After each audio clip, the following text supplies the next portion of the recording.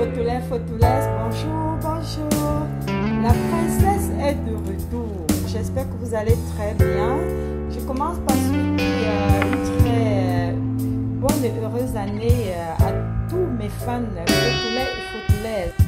Je ne vais pas être long parce que le live d'aujourd'hui est pratiquement concentré sur l'assassinat de cet enseignant, de ce jeune enseignant qui est parti à la fleur de l'âge pour rien, cadeau même, je dirais, à cause de la violence de nos enfants. J'ai mis sur ma page un petit mot où je disais que nous sommes responsables de la mort de cet enseignant. Beaucoup m'ont demandé pourquoi je dis que nous tous nous sommes responsables. Si je dis que nous tous nous sommes responsables, c'est tout simplement parce que les enseignants sont responsables, la société civile est responsable, les parents sont aussi responsables. Parce que un enfant aussi délinquant ne naît pas délinquant.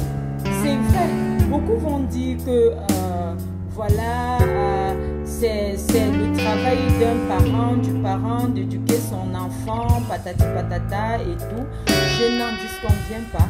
Mais je me dis que qu'est-ce qu'il faut faire pour l'éducation de nos enfants? Chacun de nous porte une responsabilité. Les enfants agresseurs, le plus souvent, n'agissent pas seuls. Ils sont souvent en groupe. Vous allez voir dans une classe, quand un enfant est tellement délinquant, c'est toujours un groupe d'enfants. C'est un groupe d'enfants qui se supportent. Et généralement, les autres regardent. Les autres ont peur, ils regardent. Le plus souvent, ils se laissent aussi faire. Quand on vit dans un pays où l'enseignant n'a plus le droit de sanctionner un enfant, ça va se passer comment?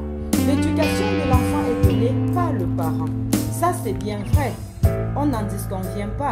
Mais du moment où un enfant commet un acte tel qu'en soit la valeur ou bien le sens de cet acte-là, en milieu scolaire, moi je pense qu'il est nécessaire de sanctionner sévèrement. De sanctionner parce que du moment où vous laissez faire, il y a un risque, il y a un grand risque de contamination. Un exemple, un enfant calme, très calme, un enfant bien, issu même d'un milieu favorisé, mais qui vit à l'école constamment, régulièrement la violence d'un camarade envers le professeur, et tous ces camarades ne reçoivent jamais de sanctions.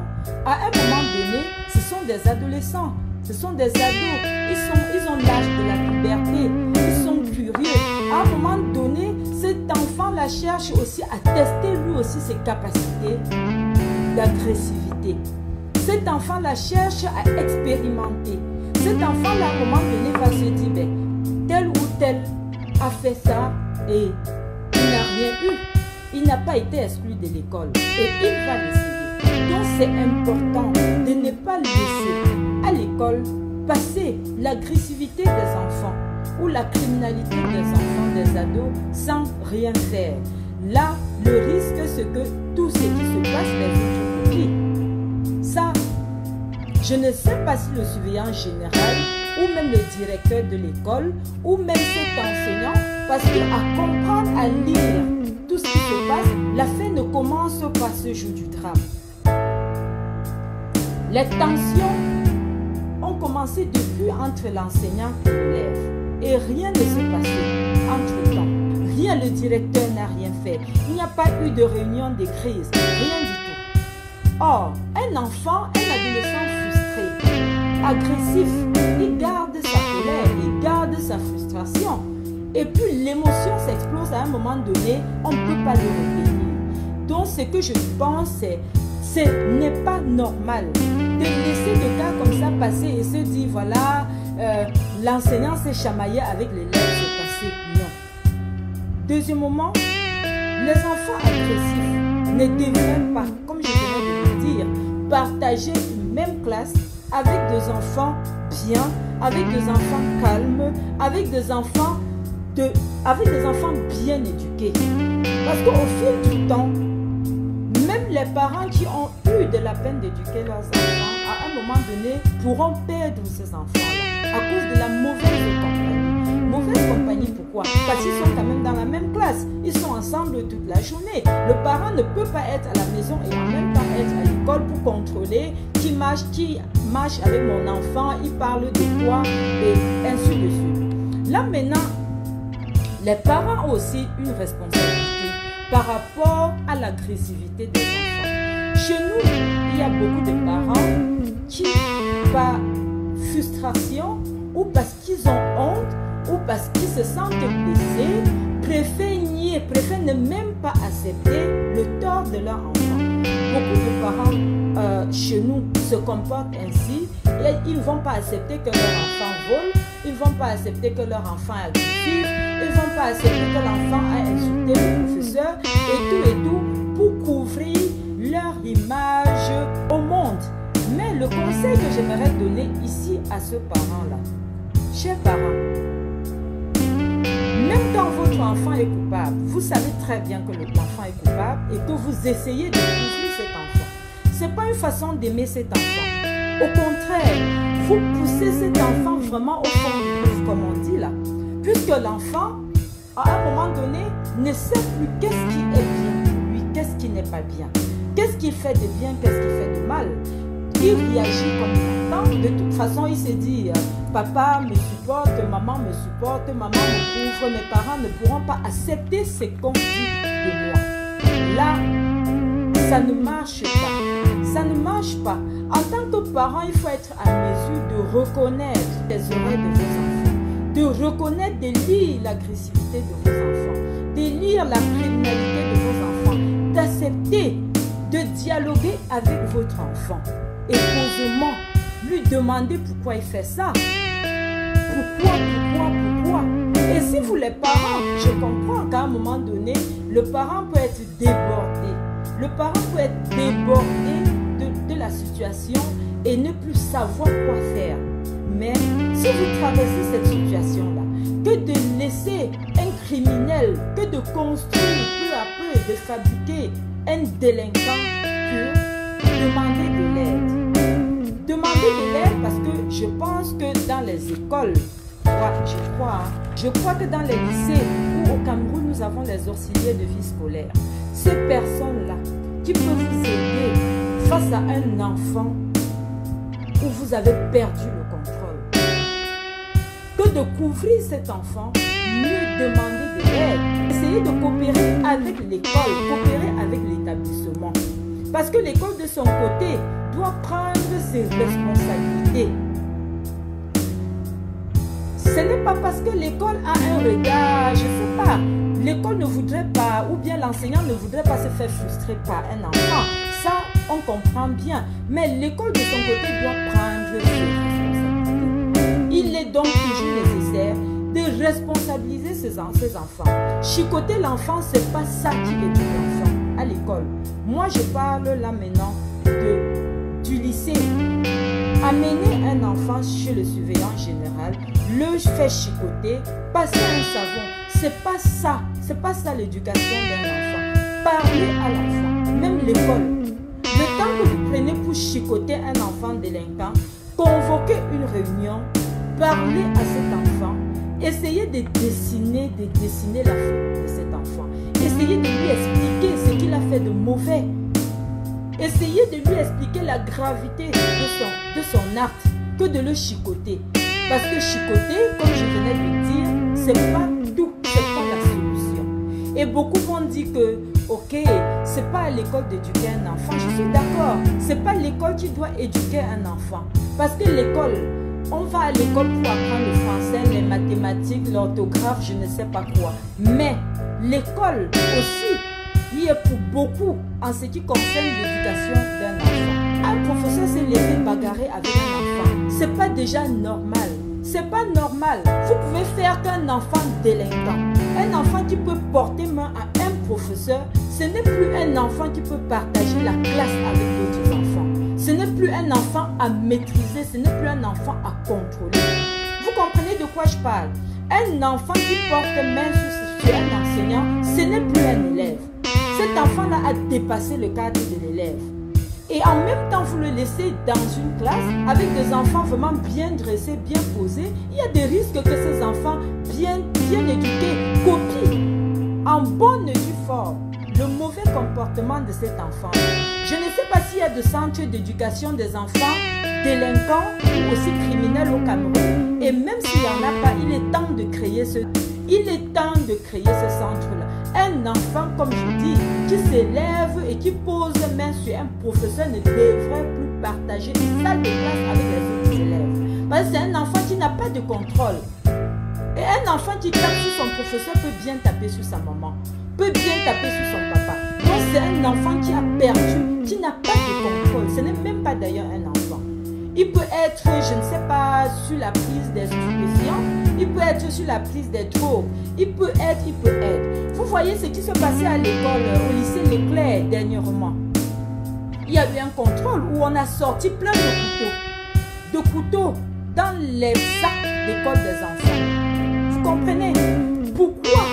Demandez-vous que qu'est-ce qui peut arriver à un enfant de 14 ans, 15 ans, au point où il met les couteaux dans son sac d'école pour aller en classe.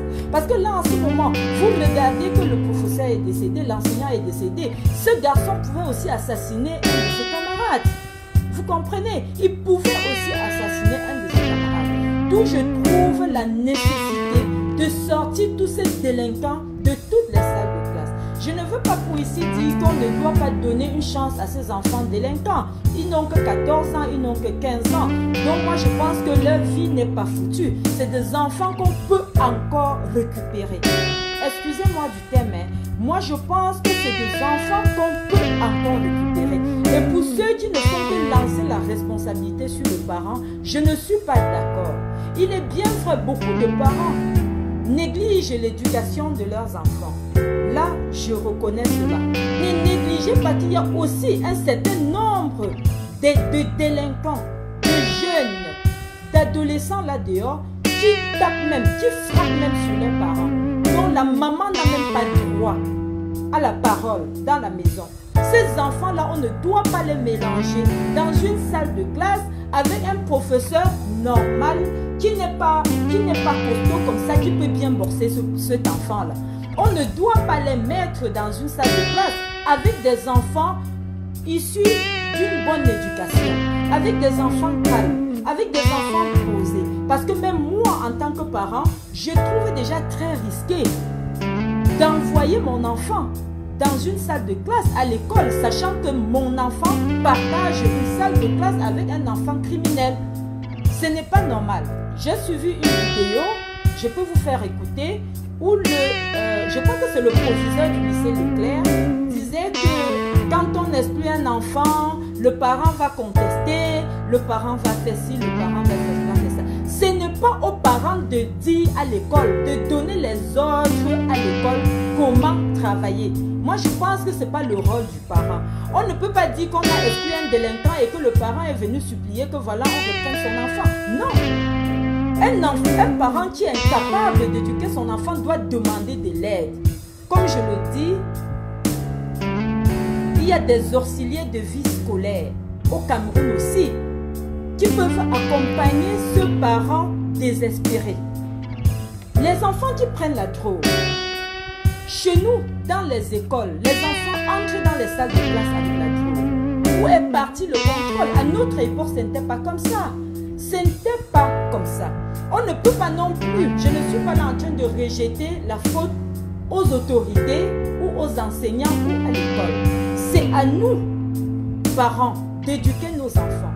Mais je dis ceci, à un moment donné, il est très important et nécessaire que les autorités d'un gouvernement comme nous, comme le Cameroun, prennent le contrôle sur ces enfants adolescents, sur ces ados délinquants. On ne peut pas. Moi, je me mets à la place d'une maman. Je me mets à la place d'un professeur. Ce professeur est décédé effectivement, paix à son âme. J'ai vraiment mal dans ma chair. Ce professeur, cet enseignant, ces jeunes, l'espoir de toute une famille, il est parti tout simplement parce que ce garçon, il a discuté, il s'était chamaillé avec le professeur. Pourquoi est-ce qu'on l'a laissé continuer dans cette salle de classe? Quand le professeur dit à un élève de sortir, quel qu'en soit le rang social de cet élève-là, on me dit qu'il y a un sous-préfet qui a tapé un professeur. Un sous-préfet tape sur un enseignant. Pourquoi? Parce que l'enseignant a tapé son enfant. Moi, je pense que l'école, ce n'est pas un lieu de sentiment. Hein. Ce n'est pas un lieu de sentiment. Et à l'école, on ne fait pas la politique. On ne fait pas de la politique. Nos enseignants, les enseignants de ce lycée-là, ce sont de jeunes garçons, ce sont de jeunes filles. Si un enfant parvient déjà à poignarder un enseignant, un garçon, un jeune garçon, ça veut dire qu'il peut aussi poignarder une fille. Mais où est la sécurité de ces enseignants-là? Je suis désolée pour ceux qui attendent que je dise que le parent a fait ci, le parent a fait ça. Moi, je ne jette pas, je ne rejette pas, je le dis et j'assume. Je ne rejette pas le tort sur les parents de ce garçon. Je ne connais pas ce parent et en tant que parent, je suis maman, je sais, je vis ça. Et nous vivons ça. Si vous êtes sincères, beaucoup parmi vous vont confirmer ce que je dis. Que beaucoup de nos sœurs camerounaises même, vivant en Europe ou ici au Cameroun, ont aussi, elles aussi, perdu le contrôle sur leurs enfants. Vrai ou faux? Je connais d'ailleurs une Camerounaise qui est tabassée chaque fois par son enfant. Donc, un gouvernement, les autorités devraient aussi aider ces familles-là. Ce n'est pas parce qu'une femme a porté un enfant et qu'elle a perdu le contrôle sur cet enfant ou qu'elle est incapable d'éduquer cet enfant qu'on doit laisser cet enfant à la merci de la délinquance au point où il assassine un professeur. Moi, je ne trouve pas ça normal. Vous allez me dire que, ok, l'école n'est pas là pour éduquer les enfants. D'accord, on est d'accord. L'école n'est pas là pour éduquer les enfants. Ok, je suis particulièrement d'accord avec vous. Mais je dis ceci, l'enfant est éduqué par la famille.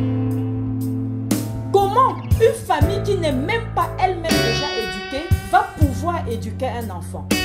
Ça, c'est pas possible. Et je me dis qu'à un moment donné, nos autorités, notre gouvernement devrait donner un coup de main. Donner un coup de main aussi. Ce n'est pas sortir cet enfant de la vie. Non, comme je dis, c'est de jeunes enfants. On peut les redresser. Il a tué, c'est vrai. Il a commis un crime, c'est vrai. Mais ils sont encore récupérables. Créer des centres de rééducation. Créer des centres d'orientation. Créer des centres de recadrage des enfants. Comme ça se fait dans d'autres pays. Aujourd'hui encore, je n'aimerais même plus parler de ça. Il y a un autre qui coupe le bras de son camarade. Ces enfants entrent dans les salles de classe comment avec un couteau? Vous pouvez me dire ça? On ne fait que dire que le parent n'a pas éduqué son enfant. Ok, d'accord? Le parent n'a pas éduqué son enfant. Comment est-ce qu'un enfant fait pour entrer dans une salle de classe avec un couteau dans son sac? Je comprends aussi que ce n'est pas aussi facile de fouiller le sac de chaque enfant. Mais je pense que dans un lycée ou dans une salle de classe, quand un enfant est agressif, quand un enfant présente les signes d'agressivité, ça se voit. Ça se voit. Chaque enseignant sait quel enfant est agressif dans sa salle de classe. Et on devrait prendre ça au sérieux, en considération. Voire même exclure cet enfant de l'école, pourquoi pas. Créer, comme je dis, ce n'est pas exclure ces enfants de l'éducation, mais créer des centres restreints pour ces enfants criminels et délinquants. Parce que vous vous concentrez tellement sur tel que le professeur est décédé, c'est vrai, il est décédé. Mais n'oubliez pas que même leurs camarades, même ces enfants qui partagent la même classe avec ces délinquants ne sont pas épargnés. Hein? Ne sont pas épargnés. Ne soyez pas surpris qu'un jour, ce soit un enfant qui soit poignardé par son collègue. Ça se passe même d'ailleurs. Vous avez vécu ça à Douala dernièrement. Où est la protection? Où est la protection de tout ça? Et puis le proviseur, je vais vous faire écouter. Moi, je n'ai pas supporté ça. Il dit on exclut les enfants, les parents viennent faire ci, les parents. Est-ce que c'est aux parents de vous dire comment faire votre travail? Vous êtes formés pour ça. Vous êtes formés pour protéger et les enseignants et ces enfants-là. Voilà. Excusez-moi. Je vais vous faire regarder parce que quand tu vois ça, tu sens que c'est notre pays est à fond. Voilà. Oh que non. Ce sont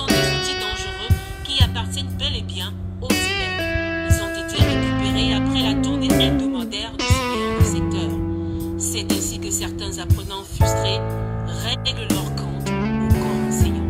Voyez-vous les armes blanches que nous arrachons chez l'enfant, n'est-ce pas? Nous apportons ces armes blanches pour menacer les enseignants, les surveillants généraux, même les surveillants des secteurs. Donc, les stupéfiants, ils veulent absolument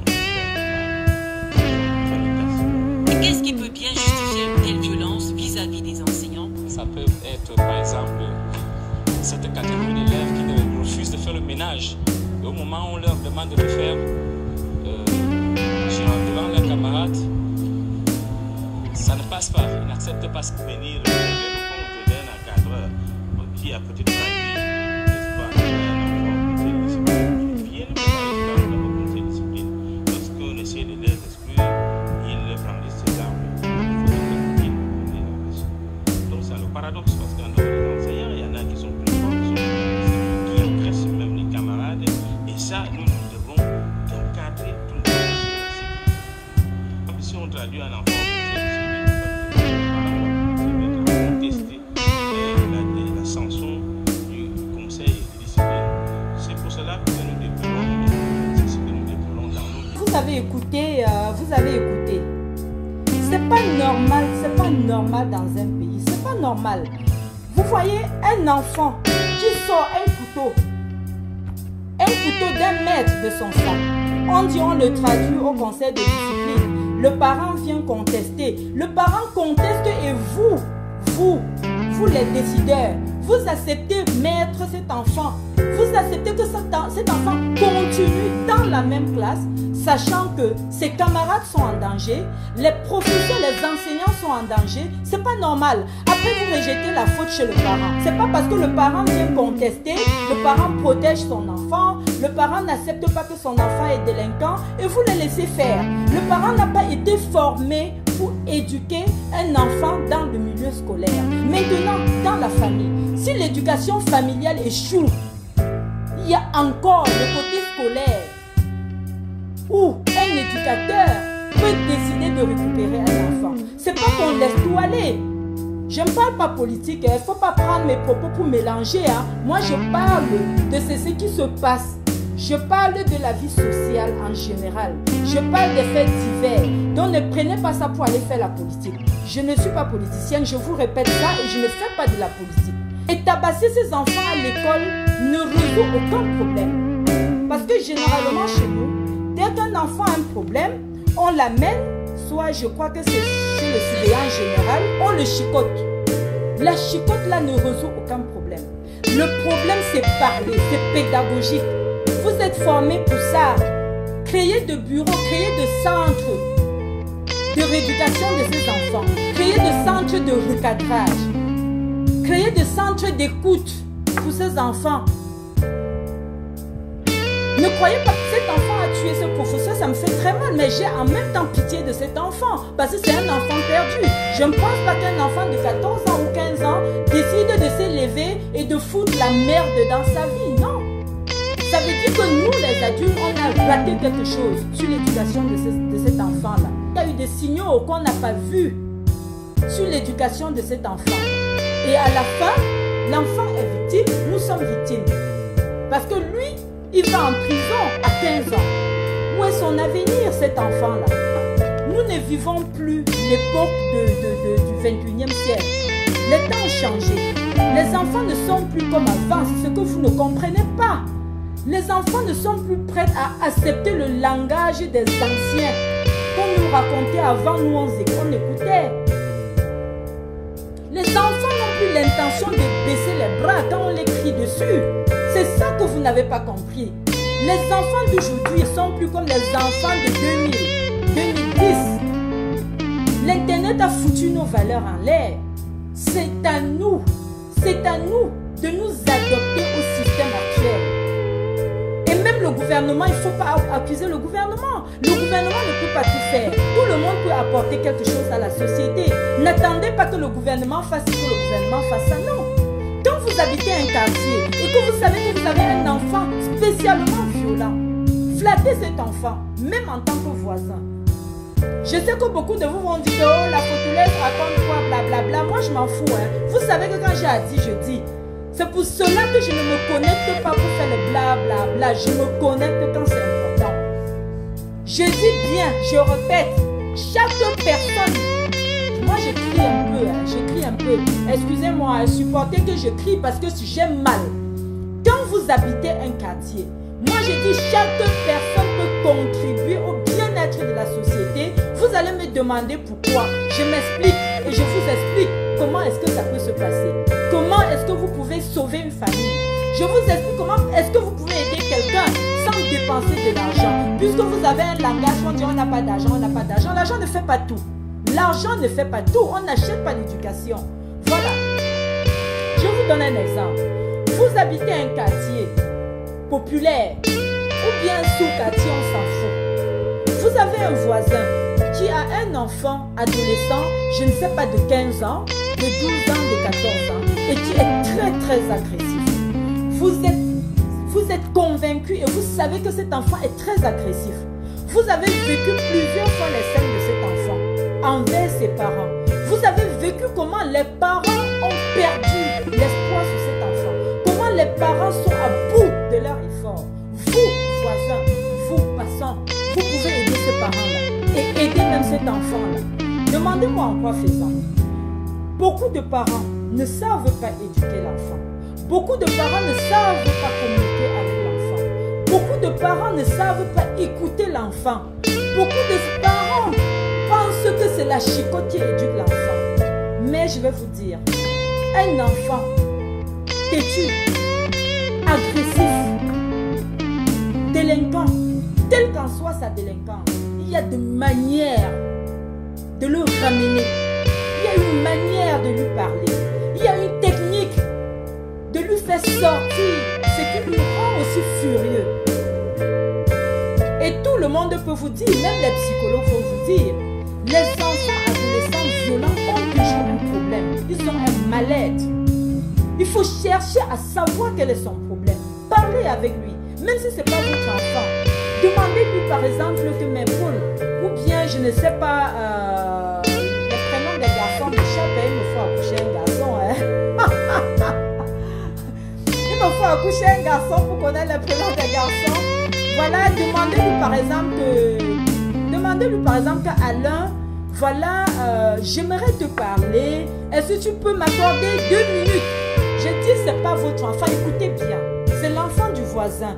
Vous n'avez rien à faire avec lui. Demandez à cet enfant s'il peut vous accorder 2 minutes de son temps ou 3 minutes. C'est comme ça que vous pouvez aider une famille et aider même cet enfant. Et ne dites pas que ce n'est pas votre enfant. Ne dites pas que vous n'avez rien à foutre avec cet enfant. Demandez-lui à cet enfant, posément, vraiment très posément. Parce que quand un enfant est déjà agressif, délinquant et tout ça, il a un mal, il a une fureur. Ses émotions chauffent, je ne sais pas, à 200 degrés. Donc il faut le prendre vraiment tout doucement. Demandez-lui qu'est-ce qui l'amène à être aussi agressif envers ses parents. Demandez-lui qu'est-ce qui l'énerve tant, quel est le mal qui ne l'amène pas vraiment à baisser la garde. Parlez avec cet enfant et dans la majorité des cas, vous verrez que cet enfant a un problème. Vous verrez que cet enfant a un problème. Parce que les enfants qui se comportent comme ça sont des enfants qui marchent, qui traînent une frustration de beaucoup d'années parfois. Et ils ont juste besoin d'écoute. Écoute. Il faut les écouter, leur demander quelle est la cause. Un enfant qui n'est pas bandit, qui n'est pas voleur, un enfant qui ne vole pas, qui ne casse pas de maison, qui ne soutient pas de porte-monnaie, qui est très agressif, a le plus souvent un problème de fond. Tout le monde peut le faire. Donc n'attendez pas trop ça du gouvernement. N'attendez pas trop ça. Ne dites pas que c'est parce que c'est Chantal qui a accouché cet enfant. Chantal doit supporter le poids de cet enfant. Moi je pense que quand Chantal porte la grossesse, elle ne porte pas la grossesse parce qu'elle espère accoucher un délinquant. Quand une femme porte la grossesse, elle est fière de sa grossesse. C'est pas parce qu'elle espère accoucher un assassin. Non. Franchement, que de parler, d'envoyer de messages à tout à travers, accuser les parents, accuser le gouvernement, accuser si. Demandez-vous que vous aussi, qu'est-ce que vous pouvez apporter à la société pour diminuer ce genre de délire. pas le seul. Il y en a plein comme ce petit garçon-là. Et tout le monde peut aider ces gens d'enfants. Tout le monde. Moi, je vous ai dit, ça ne demande pas d'argent. Si vous pensez que vous avez les capacités de ramener un enfant, vous avez la capacité de vous faire écouter, vous avez la capacité de lire les intentions, d'analyser l'agressivité d'un enfant, aidez, tout simplement. Aidez sans demander c'est l'enfant de qui. Aidez sans demander que ses parents font quoi. Beaucoup de parents accouchent seulement. Ils portent seulement la grossesse. Ils ne savent pas comment on éduque un enfant. Beaucoup de parents accouchent seulement. Ils savent qu'éduquer un enfant, c'est aller au marché acheter les livres, cahiers, tenues et les envoyer à l'école. Et le tout est joué. Vous comprenez? Et un parent comme ça, vous ne pouvez pas attendre le mystère d'un parent pareil. Mais non, à nous d'avoir pitié de cette jeunesse qui est perdue. Notre jeunesse n'est pas éduquée du tout. Notre jeunesse n'est pas éduquée, effectivement, je reviens là-dessus. Ça n'a rien à voir avec la politique. C'est parce que le système aussi abandonne à 100% l'éducation des enfants aux parents. C'est pas normal. C'est pas tous les parents qui savent éduquer leurs enfants. C'est pas tous les parents qui savent cadrer leurs enfants. C'est pas tous les parents qui peuvent analyser le mal de leur enfant. Combien de parents ne connaissent même pas quand leur enfant traverse une période de puberté? Ils ne savent pas. Beaucoup de parents ne connaissent même pas quand l'enfant traverse les crises de puberté. Et à un parent comme ça, vous voulez qu'il parvienne à redresser un délinquant comment? À redresser un criminel comment? Donc, franchement, de grâce, que tout le monde, le Cameroun est vraiment, la jeunesse camerounaise, comme je l'ai dit, est à reformater. Moi, la princesse Fotulaise, pour ceux qui ne me connaissent pas, moi, je m'appelle la princesse Fotulaise. Je suis coach professionnel, je ne suis pas politicienne. Les gens qui me mettent dans la casquette de politique là, regardez, je ne porte pas la casquette de politicienne. Je serai un jour politicienne, mais pour le moment, je prends ma place, je suis coach professionnel certifié. C'est ça mon titre. Je ne suis pas politicienne. Donc ce que je parle n'a rien à y voir avec la politique. Et si vous écrivez dans mon blog, épargnez-moi des histoires de politique là-dedans. C'est pas ce que je lis. Ma lutte,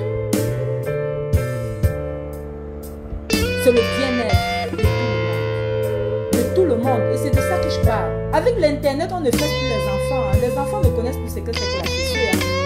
Du coup, les adolescents n'ont que la violence pour répondre à cet état de fait qui crée chez les parents angoissés. La violence, ça veut dire quoi? Quand vous avez un adolescent chez vous maintenant, en 2000, nous sommes en 2020, ne répondez jamais avec violence à cet enfant. Parce que sa violence même va déborder la vôtre. Ne répondez pas avec violence. Un enfant violent a toujours un problème de fond. Acceptez la violence de cet enfant. Cherchez à comprendre pourquoi votre enfant est violent. Communiquez avec lui. Restez de préférence en collaboration avec ses enseignants pour savoir comment est-ce qu'il se comporte hors de la maison. Restez en contact avec les enseignants de vos enfants pour demander comment est-ce qu'il se comporte à l'école. Et si cet enfant à l'école a un comportement dégradé, ne demandez pas à l'école de fesser votre enfant. Cherchez à dialoguer avec l'enfant. Communiquez intensivement avec l'enfant. Et si vous ne pouvez pas le faire, demandez de l'aide. Envoyez quelqu'un d'autre parler à votre enfant. Quelqu'un qui peut le faire, qui peut mieux le faire que vous. Il n'y a pas de gouvernement seulement pour recadrer nos enfants. Il n'y a pas que la famille seulement, tout le monde peut le faire. Il est vrai qu'il faut savoir faire la part de choses et traiter l'agressivité des enfants cas par cas. Mais un enfant agressif au point de porter le couteau n'est plus un enfant à je sais pas, à redresser seulement. N'est plus un enfant à dialoguer avec un enseignant. Un enfant qui porte déjà un couteau dans son sac de classe n'est plus un enfant à jouer avec vos enfants, avec ses camarades de classe. C'est un enfant dont sa place n'est plus dans l'établissement scolaire normal. Ce n'est plus un enfant qui peut partager une classe avec mon enfant. Moi, en tant que parent, je le dis. C'est de ça qu'il est question, pour protéger nos enseignants. Les directeurs, quand vous vous rendez compte que vous ne pouvez plus de cet enfant, mais il faut tout simplement enlever cet enfant de l'école. Parce que tel que je comprends, si la direction du lycée avait pris le problème, les différents de ces deux personnes au sérieux, c'est-à-dire cet enseignant et l'élève, l'enseignant serait encore en vie. Dans quel monde normal on donne la possibilité à un élève de bagarrer avec son enseignant? Qui est le professeur, qui est l'élève? Hein? Il y a combien de capitaines dans un bateau? C'est dommage, ça fait mal, mais voilà, c'est un peu ce que j'avais à dire.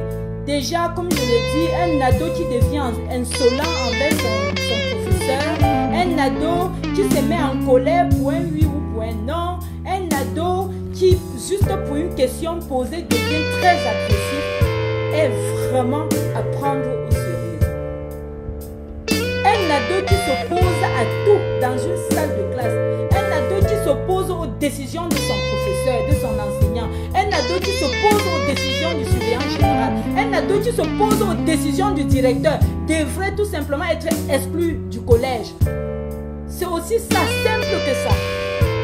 Maintenant, le gouvernement a son tour, son rôle à jouer. Moi, je dis ça.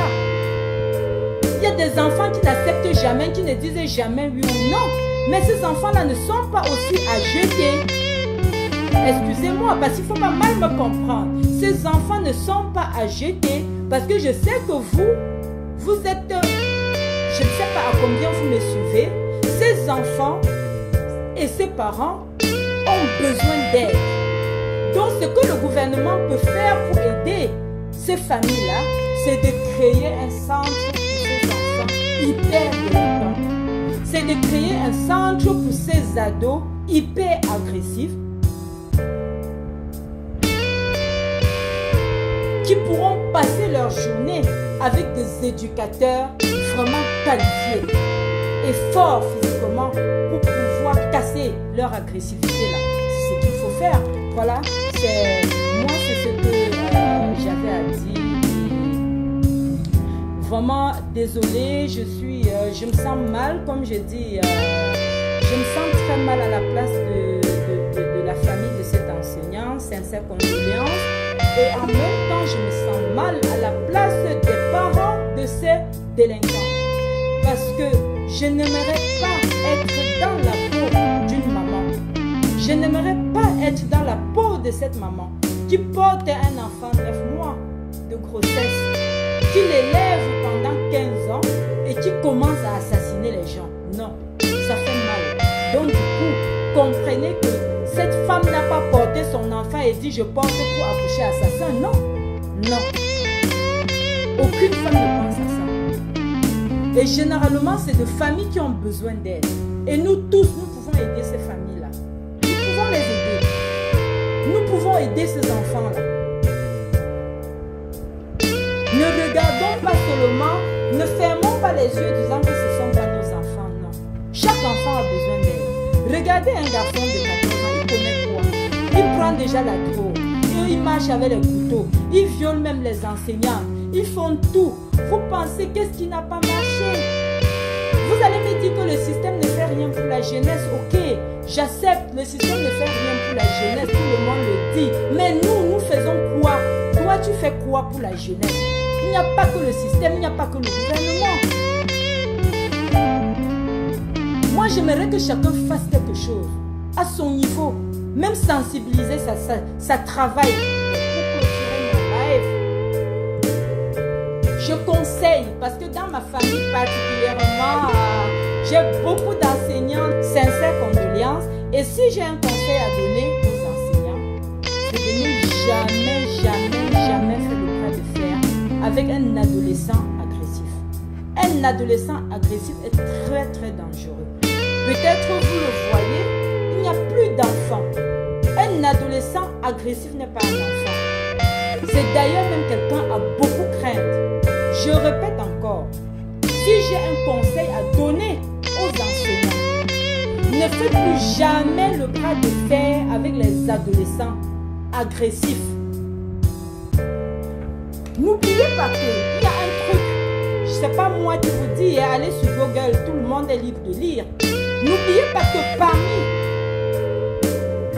les délinquants, la délinquance, l'agressivité d'un ado est très dangereuse. Je vais vous dire pourquoi. Quand un enfant est adolescent à l'âge de 14, 15 ans, 16 ans, 17 ans, il traverse la puberté. La puberté transforme beaucoup les hormones dans le corps d'un ado. Ça veut dire quoi? Il devient très sensible. Un ado de 15 ans est très très sensible. Et du coup,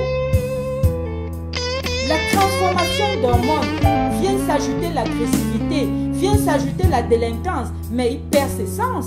Il perd ses sens. Il va même vous tuer avant de réfléchir plus tard. Je le dis, apprenez à prendre ces enfants-là vraiment avec beaucoup. Je comprends qu'un professeur ne va pas se laisser humilier, mais je comprends qu'un professeur, nous ne voulons pas aussi perdre les enseignants parce qu'on va essayer de bagarrer avec un délinquant. Non. Papa, si vous avez, et mes soeurs qui m'écoutent, je vous connais, je ne veux pas lire là, non. Il y a plein d'enseignants parmi vous. Plein d'enseignants. Papa, ma soeur, si vous avez ce genre d'enfants dans votre classe, ne tentez pas de faire le bras de fer avec eux. Ça ne va pas marcher. Ça ne va pas marcher. Ça peut marcher peut-être à 50%, mais les autres 50%, vous risquerez de perdre votre vie. Organisez même les conseils de discipline, sans chercher à faire le bras de fer avec cet enfant-là. Mieux même laisser arrêter de faire cours, de dispenser les cours. Arrêtez de dispenser les cours pour trouver une solution à cet enfant. Que de vous mettre, que de plier les manches de la chemise. Cet enseignant est mort pour rien, cadeau. Il est parti, cadeau. Et cet enfant a foutu son avenir dans une merde. Il n'aura plus jamais de vie. Parce que le cachet d'assassin restera collé, affiché dans son cerveau toute une vie.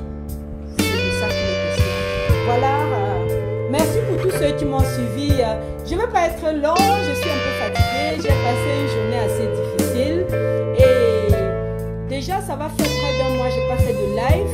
Mais vu la manière dont cet enseignant est parti, je ne pouvais pas rester vraiment muette. Il fallait que je dise quelque chose. Les parents doivent savoir que plus parents, vous couvrez l'agressivité de votre enfant, plus vous couvrez la délinquance de votre enfant, plus vous supportez cet enfant, plus la délinquance se multiplie, plus la délinquance augmente, plus l'enfant devient plus délinquant, plus l'enfant se dit je peux compter sur papa et maman.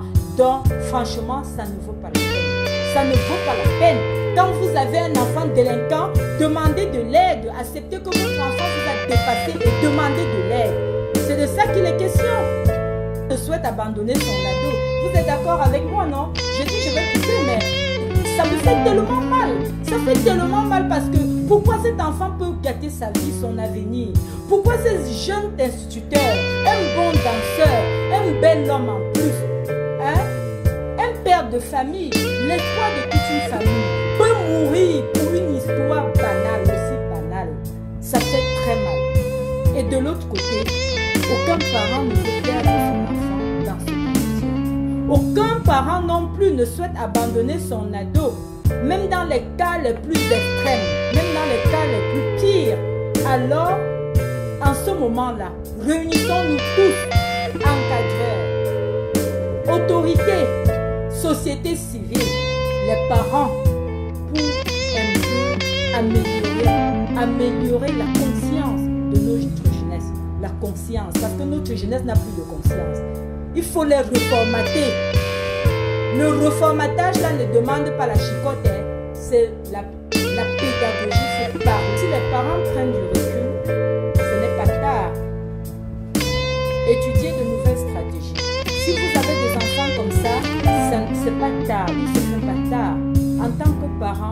réfléchissez, demandez de l'aide, essayez de chercher des stratégies. Moi, je suis là, la princesse Fotulaise.